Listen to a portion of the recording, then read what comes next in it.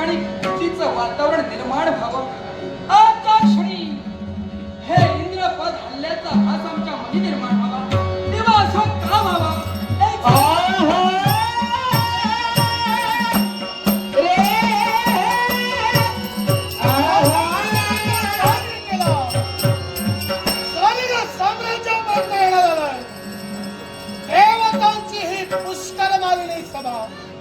आणि या सभेत देवराज देवेंद्रांचं राज्य आल्याचे जाणून आले।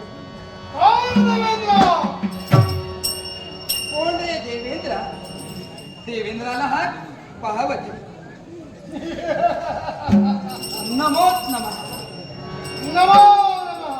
दानव सम्राट सुरापद्म आज या माझ्या अमरावती पर्यंत ओळखी विसरला नाही वाटतं। कसं विसरणार? संप्रत आपण माझे बंधू आहात याच्या माशी कारण एकच, पिता कच्छप आणि माता यांच्या पवित्र कुलात आपला जन्म झाला। ज्या अदितीच्या पोटी आमचा जन्म झाला, ज्या कच्छप मुनींच्या कुशीकुलात आमचा जन्म झाला, त्यांच्याच कुलात आपलाही जन्म झाला। अर्थात आपण आमचे बंधू होय। जरी माता भिन्न असली, आमची माता अदिती आणि आपली माता माया जरी असली, तरी सुद्धा आपण बंधू आहोत। आणि या बंधू या नात्यानं यावं या देव दरबाराच्या ठिकाणी देवेंद्र आपलं स्वागत करतोय। स्वागत राजशिष्टाचार पायदळी तुडवणार नाही। यावं शंभर का होईना अतिथी आसनाच्या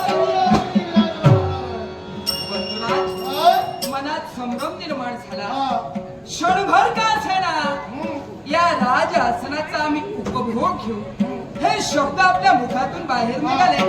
अगदी 108 युगापर्यंत या सृष्टी तलावर अगदी जीवन मिळावं ही अभिलाषा ज्याची आहे। 108 युग जीवन आणि 1008 ही संख्या कुठली असेल तर या 108 युगाच्या ठाई 108 लोकांवर स्वतःच अधिपत्य प्रस्थापित व्हावं ही मनोधारणा कुणाची असेल तर आमचे बंधू सुरापद्म यांची। आणि त्याच अभिलाषेने या विश्वाच्या ठिकाणी स्वतःच अस्तित्व आपण परिपूर्णरित्या निर्माण करत आहात। आणि सांप्रत या माझ्या अमरावती पर्यंत आपलं येणं झालं, मनात संभ्रम तर निर्माण माझा येणं झालं म्हणूनच तुमच्या मनात फरेदाचा संभ्रम निर्माण बंधू याला संभ्रमापेक्षा भीती निर्माण झाली। काळजी मुळीच तर नका। भीती का निर्माण झाली? पहिली गोष्ट आमच्यापासून तुम्हाला काही भीती नाही, म्हणजे उपद्रव करण्यासाठी आला नाही। उपद्रव होणार नाही। दुसरी गोष्ट संभ्रम जे जे निर्माण होता ते हलक्या हाताने सोडवण्याचा आम्ही प्रयत्न करणार ना? करणार। बरं आहे। ते सोडवण्यासाठी तुम्ही आम्हाला सहकार्य केलं की नाही? आम्ही सहकार्य निश्चितच करू, पण भीती का निर्माण झाली याच्या मुळाशी कारण एकच, 1008 लोकांवर विजय मिळवण्याची त्याची मनोधारणा सुरापद्मा इंद्र लोकापर्यंत यावा। इंद्र लोकाची मागणी तर करणार नाही। अगदी मुद्द्याला धाक तुम्ही घातला। म्हणजे जी भीती होती काय माहितीये का, ज्यावेळी माझं इथं येणं झालं, आगत स्वागत केलं, इतर नाते राहू दे बाजूला, पण बंधूया नात्यानं मान सन्मान तुम्ही आमचा राखला। हे अतिथी आसन तुम्ही आम्हाला दिला निश्चितच। मग एका बंधूनं दुसऱ्या बंधूची इच्छा पूर्ण करणं हा शास्त्राधार आहे की नाही? निश्चितच आहे। आहे ना? होय। मग आता तीच माझी इच्छा तुम्ही पूर्ण करावी हा आमचा तास आहे। आपली इच्छा, पण संक्षिप्तरित्या आपली इच्छा कोणती असेल हे आमच्या ध्यानी आलं नाही। काही क्षणापुरती काही तत्वापुरती आपली इच्छा आमच्या ध्यानी आली, पण तुमच्या मनात नेमकं काय आहे हे आम्हाला समजलं नाही। काय माहितीये का, आमच्या मनात नेमकं काय आहे हे तुम्ही पुरतं ओळखता, फक्त आमच्या तोंडून तुम्हाला ते ऐकायचं। कसं समजा? कसं समजा? बरं मग आता सरळ आणि स्पष्टच सांगतो। सांगा। चला काय? जागा सोडा। जागा सोडा? जागा सोडा म्हणजे जागेसाठी आला?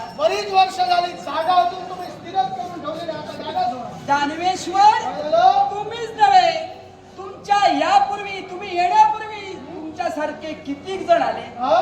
जागेसाठी झाले पण त्यांना जागा सोडायला मी भाग पाडला लक्षात ठेवा म्हणजे त्यामुळे तुम्हालाही जागा सोडायला मी भाग पाडेल मला जागा सोडायला भाग तुम्ही पाडणार आहात. हा, जे वक्तव्य करता त्या वक्तव्यावर ठाम राहा. मी ठाम आहे होय ना? फक्त तुम्ही जागा सोडायला तयार तर राहा मी जागा सोडणारच आहे. हा. पण तेव्हा तेव्हा तुमची जागा सुटल्याच्या नंतर तुम्हाला वाटेल आता प्रश्न उद्भवला तुमच्या मनात म्हणून सांगतो. सांगा मी ही जागा सोडा का म्हटलो? आपण एका पित्याचे पुत्र. निश्चितच जेवढा या सिंहासनावर तुमचा अधिकार तेवढा आमचाही अधिकार. निश्चितच मग त्या अधिकारानं तुमच्या मतानं झालं या सिंहासनाचा उपभोग आम्हा दानवाला घ्यायचा आहे. तेव्हा चला हे देव साम्राज्य सुरापदमाच्या स्वाधीन करा. सुरा पद्म जरा थांबा हा? प्रथमतः तुम्ही म्हणाला तुम्हाला जागा सोडायला मी भाग पाडेल हो. एक गोष्ट लक्षात ठेवा हा. देवराज देवेंद्र दैवी शक्तीनं मंडित आहे अर्थात तुम्हाला वाटेल देवराज देवेंद्राने आपली जागा सोडली की काय तसं कधी होणार नाही हो. देवराज देवेंद्र आपल्या जागेवर स्थितच असेल तुम्हाला वाटेल देवराजानं जागा सोडली हा, हा. तसं काही होणार नाही तुमच्या मनात फक्त संभ्रमच निर्माण होईल हे संभ्रम याच्या अगोदर निर्माण झाले होते. हा आता होणार पण नाही ते संभ्रम दूरही आम्हीच केले. तुम्ही केलात आम्हीच केले. बरं केलात आता जी तुमची जागा आम्ही हलविणार हा. ती तर परत तुम्हाला आणण्यासाठी नव्हे. आपल्या मुखातून बाहेर पडणारा दुसरा शब्द दुसरं वाक्य आपण म्हणाला आपले पिता म्हणजे कश्यप मुनी तेच आमचे पिता अर्थात एका बापाचे आम्ही दोघे पुत्र बंधू बंधू बंधू या नात्यानं हे राजासन हे देवासन आपल्या स्वाधीन करा होय ना हं? मला सांगा हं? पित्यानं जर का मिळविलं असतं अर्थात त्यांचा स्वाभिमान मला सुद्धा आहे हा. पण पिता कश्यप यांनी हे इंद्रपद मिळविलं असतं त्यांच्या पश्चात जर का हे इंद्रपद मला बहाल केलं असतं अगदी बंधू या नात्यानं हसत हसत हे इंद्रपद आम्ही तुम्हाला सुद्धा दिलं असतं पण नाही हे इंद्रपद या देवराज देवेंद्रानं स्वप्रभुत्वावर मिळवले एवढंच नव्हे वृत्त लोकांच्या ठिकाणी शतयज्ञाची सांगता आम्ही केली सोमयागासारखा महायज्ञ आम्ही परिपूर्ण केला तेव्हा त्रयदेवता प्रसन्न झाल्या आणि त्रयदेवताने प्रसन्न होऊन हे इंद्रपद आम्हाला बहाल केलं अर्थात यावर तुमचा काहीच अधिकार नाही त्रयदेवतांनी तुझ्या भक्तीवर प्रसन्न होऊन हा, हे इंद्रपद तुला बहाल केलं. या इंद्रपदानुसार विश्वातील प्रत्येक राजकर्त्याचा राजदरबार हा या दरबारावर अवलंबून आहे. त्रिवार सत्य गोष्ट मान्य आहे? मान्यच आहे मग हे जर मान्य असेल तर मग जिथं विश्वाचा हा न्याय दरबार एक अधर्मी जर चालवत असेल तर ते मला मात्र मान्य नाही. असुरराज कोणते शब्द आपल्या मुखातून बाहेर निघाले हा राज दरबार देव दरबार हे इंद्रपद मी भूषवित आहे आणि आपल्या मुखातून शब्द निघावे अधर्म आणि तो या इंद्रपदावर हा अधर्म तुम्ही केलेला आहे. कसा काय आणि अशा अधर्माच्या हाती विश्वाचा न्याय दरबार आम्हाला द्यायचा नाहीये. आता अधर्म तुम्ही काय केलं हे तुम्हाला आठवणार नाही कारण तुम्ही अधर्म कसे केलेले आहात. पण हे अधर्म जर मी हळूहळू जर वाचू लागलो तर कदाचित युद्धापर्यंत सुद्धा पोहोचण्याची आम्हाला गरज नाही. आठवता जो धर्म म्हणजे तुम्हाला युद्धापर्यंत जर पोचायचं नसेल आताच मार्ग मोकळा आहे तुम्ही माघारी चला युद्धापर्यंत मला पोहोचायचं नाही याचा अर्थ काय माहितीये अधर्म ऐकून तुम्ही पळून जाणार काय मी इथंच राहणार. अधर्म ऐकून जर का देवराज गेला असता एक लक्षात ठेवा दानवेश्वर या इंद्र दरबारी स्वतःच प्रभुत्व मिळविण्यासाठी आलेले आपण प्रथम नव्हे मग असे कित्येक असुर असे कित्येक दानव या इंद्र पदासाठी आले पण ते अढळ कधीही राहू शकले नाहीत कारण हा देवराज देवेंद्र 14 मन्वंतरांपर्यंत हे इंद्र सिंहासन भुसविणार आहे हे देवतांच्या मुखातून बाहेर पडणारे शब्द अर्थात 14 मन्वंतरांपर्यंत या देव दरबाराचा या इंद्र पदाचा मान केला देवेंद्र आणि हे तुम्हाला मान्य नाही. जिथं एका मनवंतरावर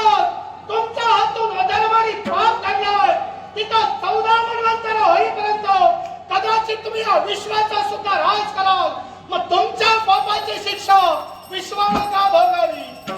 आमच्या पापाची शिक्षा हे विश्व भोगतय असं तुम्हाला म्हणायचंय? मग मला सांगा, तुम्ही अधर्मी नव्हे? मी अधर्मी नाही, मी अधर्मी बरं नाही. केलं. म्हणजे स्वतःच्या मुखातून तुम्ही मान्य करा जे आहे ते बोलायला कसलेलं. मग तुम्ही अधर्मी आहात. हो. तुम्ही म्हणताय मी अधर्मी आहे. मग या अधर्म्यानं हा अधर्मी जर का हे देवपद मागत असेल, हा. मग मी चालविलं काय वाईट मी झालं? तेच म्हणतो. काय ते? एक अधर्मी जर चालवत असेल तर दुसऱ्या अधर्माला चालवायला काय हरकत आहे? हा नियम सगळ्यांसाठी लागू होत फक्त नाही. तुमच्यासाठी जेवढा लागू कारण होतो. आहे, मी अधर्मी तुम्ही अधर्मी. या विश्वाच्या ठिकाणी प्रत्येक जण अधर्म करत असतो. हा. धर्मी माणूस हा एखाद दुसराच असतो. म्हणून प्रत्येकाला हा इंद्रपदाचा मान हा देवेंद्र देऊ शकत नाही. मग? ऐका म्हणतोय, 14 मन्वंतरांपर्यंत या इंद्रपदाचा मानकरी हा देवेंद्र होय. हा. एवढाच कशाला, स्वयंभू म्हणू, स्वराजीश म्हणू, हा. उत्तम म्हणू, तामस म्हणू, रैवत म्हणू, चाक्षुष म्हणू, वैवस्वत म्हणू, सावर्णी म्हणू, धर्म सावर्णी म्हणू, रुद्र सावर्णी म्हणू, ब्रह्म सावर्णी म्हणू, दक्ष सावर्णी म्हणू, देव सावर्णी म्हणू आणि इंद्र सावर्णी म्हणू, या 14 मन्वंतरांपर्यंत हे राजासन, हे देवासन भोगण्याचा अधिकार या देवेंद्राचा होय. तो अधिकार मी केव्हाही पूर्ण होऊ देणार नाही. आता एवढा वेळ मी तुम्हाला अधर्मी अधर्मी म्हणतो. कारण का? तुमचा अधर्म तुमच्या डोळ्यासमोर येतच नाहीये. कसा का? असं काय म्हणलं? तुम्ही दाखवून द्या ना. दाखवून देणार आहे. मग मला सांगा, काय ते? या दरबारावर विश्वातील प्रत्येक न्याय दरबार अवलंबून आहे. गोष्ट मान्य? अगोदरच आम्ही मान्य केलंय. पुढे मग बोला. आता मला सांगा, हा? राजा रुक्मांग, या राजा रुक्मांगनाच्या बाबतीत तुम्ही नेमकं काय घडवलं? आम्ही काही केलं नाही. तुम्हाला काय म्हणायचंय ते आम्हाला ऐकायचं आहे.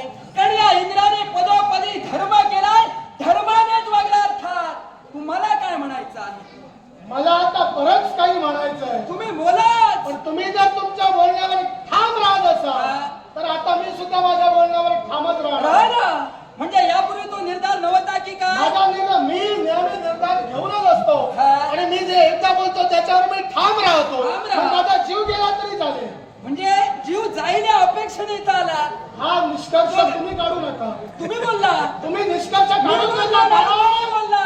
मृत्यू या विश्वातील अंतिम सत्य आहे. मला सुद्धा ते मान्य आहे. आम्हाला मान्यच आहे. विश्वात कोणी ते अमान्य करू शकत नाही. आणि करण्याचा प्रयत्न जरी केला तरी मृत्यूला त्याला सामोरं हे जावंच लागणार आहे. आता तुम्ही अधर्म काय केला तो सांगतो. राजा रुक्मांग याच्या बाबतीत अधर्म तुम्ही केलेला आहे. अधर्म कोणता असेल? कोणता? तर मुकुंदा, तीच मुकुंदा राजा रुक्मांग याच्या सौंदर्यावर भाळली गेली. आणि त्याच्या सौंदर्यावर भाळली असताना शरीर सुखाची याचना तिनं त्या राजा रुक्मांगदाकडे केली. पण धर्मनिष्ठ तत्वनिष्ठ राजकर्ता, त्या राजकर्त्यानं ती एक ब्राह्मण स्त्री म्हणून तिच्या इच्छेचा अनादर केला. पण तिच्या इच्छेचा अनादर केल्यामुळं तिच्या अंतरी क्रोध निर्माण झाला. आणि या क्रोधाचा रूपांतर एका महाभयंकर शापात झालं. आणि तो शाप कोणता असेल तर हे राजा रुक्मांग, ज्या एका स्त्रीची इच्छा तू अपूर्ण ठेवल्यास म्हणून याच्या पुढं तू एक कुष्ठरोगी बनून फिरशील. याच्या पुढं तो शाप राजा रुक्मांगतानं भोगला. पण त्या स्त्रीची इच्छा देवराज देवेंद्र तुम्ही जाणलात. कामातूर तुम्ही झाला. कामवासना तुमची पूर्ण करण्यासाठी राजा रुक्मांगदाच्या रूपानं मुकुंदेपर्यंत गेला.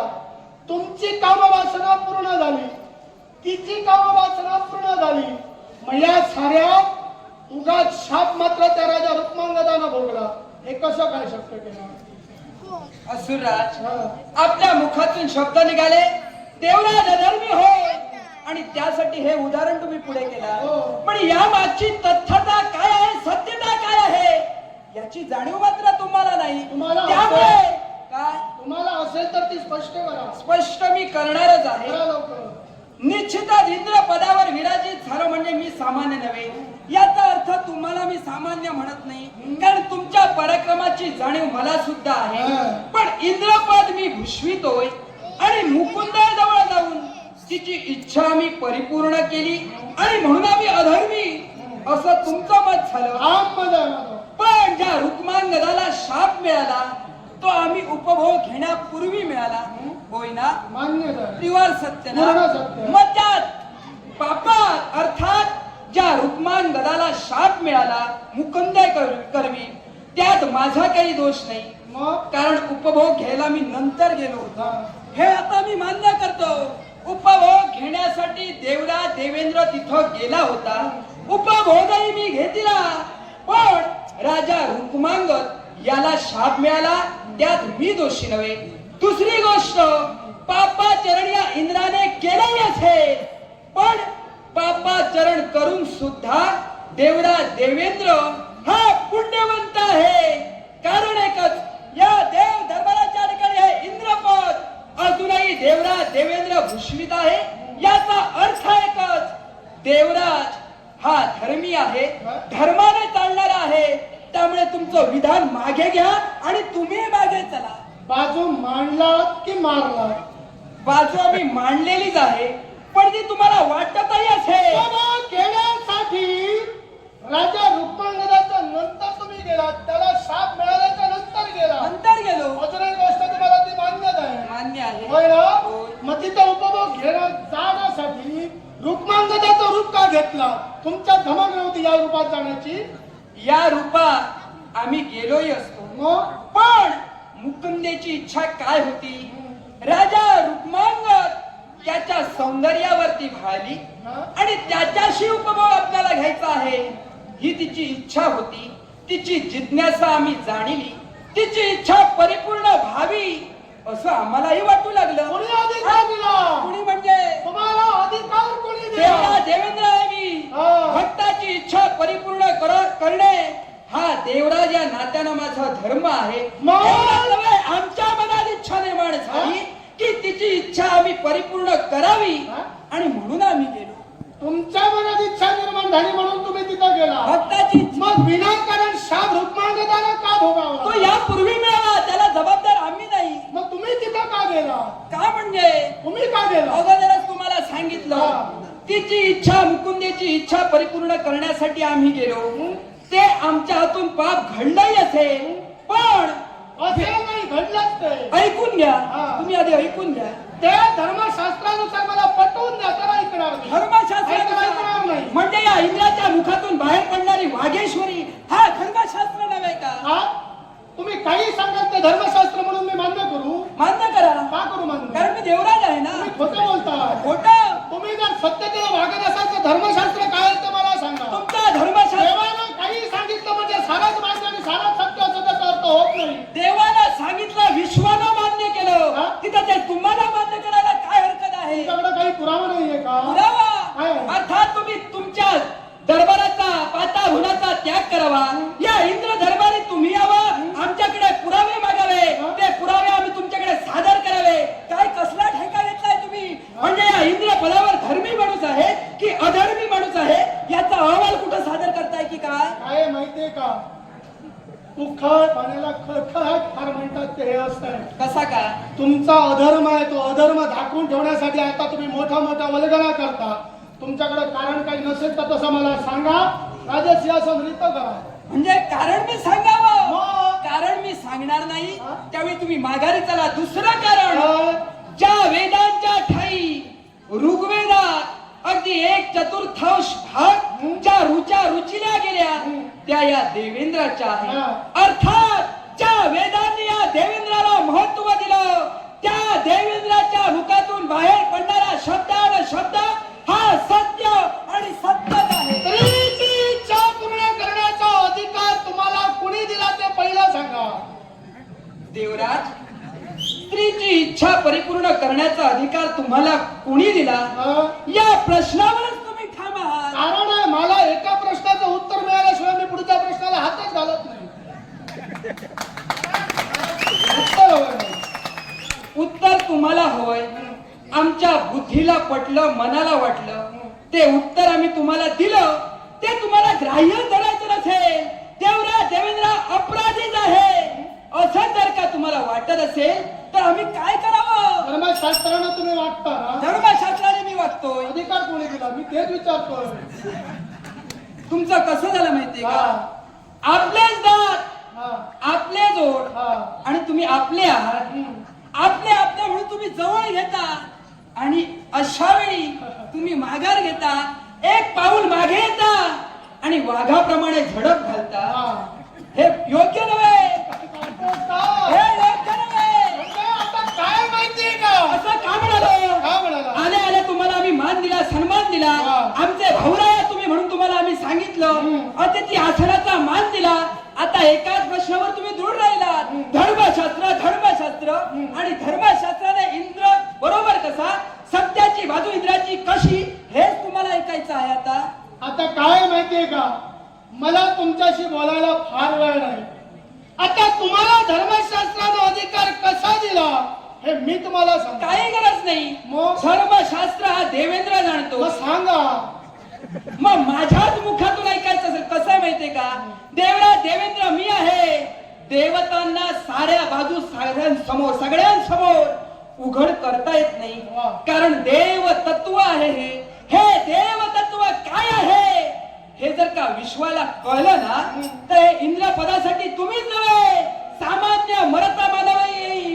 हे इंद्रपद आम्हाला हवं. पण सांप्रत गालबोट लागतोय ना तो या देवेंद्राच्या पदाला, देवेंद्राच्या मानाला. आणि म्हणून ऐका, धर्मशास्त्रानुसार देवेंद्र जो वागला तो सत्य कसा, योग्य कसा हे तुम्हाला पटवून देतोय. ऐका म्हणतोय, ज्यावेळी अत्री महंत आणि त्यांची कन्या अपाली बोलताना तसं होऊ शकतं. नाही, मान्य मी करतोय ना. कारण काय? तुम्ही फक्त स्पष्ट करत राहा काय ते. कारण काय माहितीये का?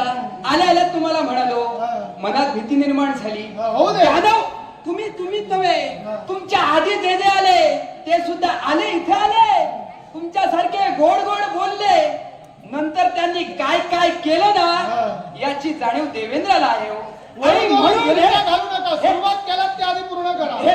बरं आलो म्हणजे परिपूर्ण करणार. असाच ऐका म्हणतोय, अत्री महामुनी आणि तुम्ही म्हणाला त्यांची कन्या कोण?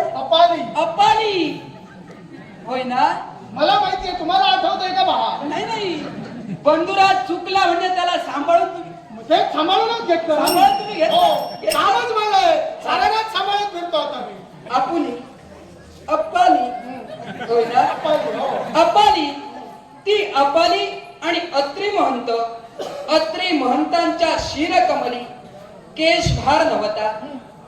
आणि म्हणूनच एवढंच नव्हे तर अपाली हिला त्वचारोग जडला होता आणि तो त्वचारोग बरा व्हावा एवढंच नव्हे, अत्री महंतांच्या श्री केशभार पुनश्च यावा यासाठी अत्री महंतांनी आणि त्यांच्या कन्येनं एक निष्ठतेने या देवराज देवेंद्राची भक्ती केली. देवराज देवेंद्र भक्ताच्या हाकेला धावला, कारण तो देव आहे. भक्ताच्या हाकेला मी धावलो, त्यांच्यावर प्रसन्नही झालो. अत्री महंताने इच्छा प्रकट केली, आपल्या शिरस्त्राणी अगदी केसभार वाढावा. त्यांची इच्छा मी परिपूर्ण केली. तथाच तो आशीर्वाद दिला. त्यांच्या कन्येची इच्छा, तिचा त्वचारोग बरा व्हावा. तो त्वचारोगही आम्ही बरा केला. त्यावेळी त्यांच्या कन्येच्या मुखातून बाहेर पडणारे शब्द अगदी धनुर्योगाच्या योगे करून धर्मशास्त्रानुसार या विश्वाच्या ठाई कुठल्याही स्त्रीची इच्छा, आकांक्षा हा देवराज देवेंद्र परिपूर्ण करू शकतो. तो सुद्धा धर्माने हो. हा तो धर्मशास्त्र. धनुर्वेदानुसार विश्वातील कोणत्याही स्त्रीची इच्छा तुम्ही परिपूर्ण करू शकता. हा अधिकार धनुर्वेदाने तुम्हाला धर्मशास्त्राने होय ना? मिळालं ना तुमच्या प्रश्नाचं? मग धर्मशास्त्रानं चला आता तुम्ही माघारी चला. धर्मशास्त्रानं तुम्हाला स्त्रीची इच्छा पूर्ण करण्याचा अधिकार दिला. निवार सत्य. मग दुसऱ्यावर अधर्म करण्याचा, अन्याय करण्याचा अधिकार धर्मशास्त्रानं तुम्हाला दिला का? म्हणजे या देवराजाने अन्याय सुद्धा केला. कसं माहितीये, या देवराज हे देवराजापेक्षा या देवराजा आधी तुम्हाला न्यात आहे असं वाटू लागलं. कारण आहे, देवराज तुम्ही आहात का पाप पाहिजे? जो करतो तो क्षणात विसरून जातो, पण पाप जो पाहतो ना तो मरेपर्यंत लक्षात ठेवतो. पाप पाहणारा लक्षात ठेवतो, पण पाप केल्यानंतर ते स्मरणात ठेवावं लागतं आणि पुण्य केल्यानंतर त्याचा विसरही पाडावा लागतो. अर्थात देवराज देवेंद्र पाप केल्यानंतर ते विसरणार नाही आणि पुण्य केल्यानंतर ते ध्यानीही ठेवणार नाही. मग बोला. धर्मशास्त्रानं हा. हा तुम्हाला अधिकार दिला होता. होय. मग आता प्रश्न परत तोच उद्भवला, तिची इच्छा पूर्ण करण्यासाठी रुक्मांगदाचंच रूप तुम्ही धारण काय केलं? प्रश्न उद्भवतो, रुक्मांगदाचंच रूप का? काय म्हणले? आम्हाला वाटलं आम्ही धारण केलं. तुम्हाला वाटलं म्हणून तुम्ही धारण केलं? पुन्हा त्याच प्रश्नावर येऊ नका. तुम्हाला वाटलं म्हणून तुम्ही धारण केलं, म्हणजे तुम्ही करणार तो धर्म आणि आम्ही दानव करणार तो अधर्म की तुम्ही का? अधर्मीच आहात आहो. म्हणून हे देवपद तुम्हाला कधीही मिळालं नाही. लक्षात हा घ्या. इंद्र धर्मी आहे म्हणून या देव पदावर अगदी हसत हसत मी विराजित आहे. मग याच्यामुळं या अधर्माचं तुम्ही केलं, या अधर्मामुळं याच्यामुळं हे इंद्रपद तुम्हाला मी भूषवू देणार नाही. पाता भोनाचा त्याग करून मी इथं पिता असताना माघारी जाणार नाही. म्हणजे मनाच्या ठिकाणी मनोधारणा तुमची आहे. इंद्रपद मिळविणार तेव्हाच माघारी जाणार. एक लक्षात ठेवा, जोपर्यंत या इंद्रपदावर श्रेष्ठ आहे तोपर्यंत हे इंद्रपद तुम्हाला कधी मिळेल नाही. तेव्हा चला माघारी चला. माघारी जाणं माझा लक्षात नाही आणि तुम्हा देवाचा हात दिल्याशिवाय मी शांत राहणार मग नाही. हाती शस्त्र घेऊन जर का इंद्र पदासाठी तुम्ही भांडत असाल, भावा भावांचे नाते ताडदिशी तोडून युद्धासाठी आम्हाला सुद्धा सुसज्ज व्हावं लागेल. असुसज्ज प्रत्येक प्रसंगाला तोंड देण्यासाठी सुरापदमेचा खंबीर हे सुरापत्व जर एवढे पराक्रम तुमच्या अंगी असेल तर देवराज देवेंद्र काय आहे हे तुम्हाला दाखवून देण्यासाठी आणि तुम्हाला नष्ट करण्यासाठी नष्ट करीना. अरे देवराया, नष्ट करीन कंटके. अरे देवराया, नष्ट करीन कंटके.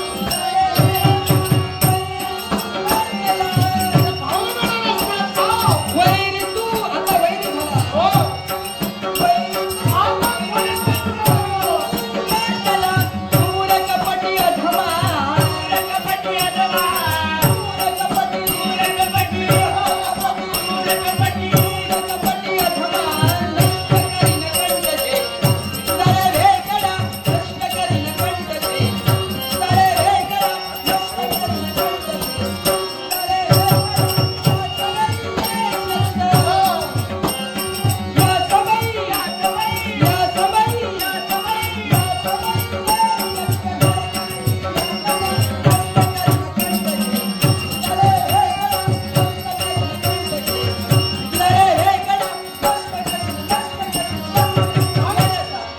काया हे पुण्य काया हे पाप, काया हे पुण्य काया हे पाप, चंदनाला पाप कवटाळी, चंदनाला पाप कवटाळी, इलुसा झाले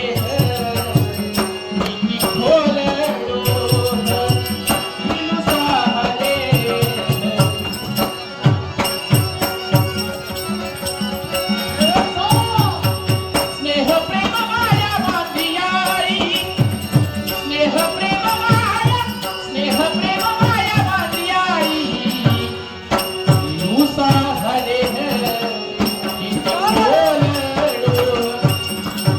आहो